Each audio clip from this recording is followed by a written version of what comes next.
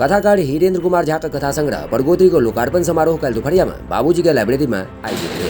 से हमरा लोकन परगोत्री कथा संग्रह लोकार्पण में उपस्थित भेल छी। कथाकार छथि श्री हीरेन्द्र कुमार झा। ई कथा प्रकाशित अछि साहित्यिकी से एहि परिसर में हमरा लोकन कहल छी। कने एक रति विलम्ब छी तो विलम्ब हमरो भेल छल। तदर्थ हम ओहि काज चलि जाइ छी। अपन वरेण्य अतिथि लोकन के समस्त आगत दर्शक श्रोता लोकन के से स्वागत अभिनंदन करै छी।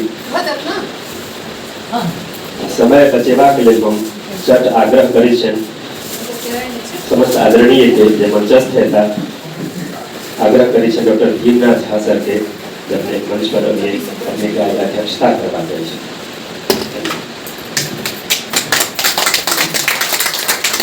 आग्रह करै छन डॉक्टर फूलचंद मिश्र रमन सर के अपने मंच पर आइए। आग्रह करै छन डॉक्टर विभूति आनंद के अपने मंच पर आइए। डॉक्टर उषा चौधरी जी का आग्रह करै छन अपने मंच पर। डॉक्टर योगानंद झा मंच पर आइए अपने। कथाकार रमेश भाई अपने मंच पर आइए। कथाकार हीरेन्द्र कुमार झा, साहित्यिकी के पदाधिकारी श्री रतिनाथ बाबू से आग्रह अपने मंचस्थ हुए।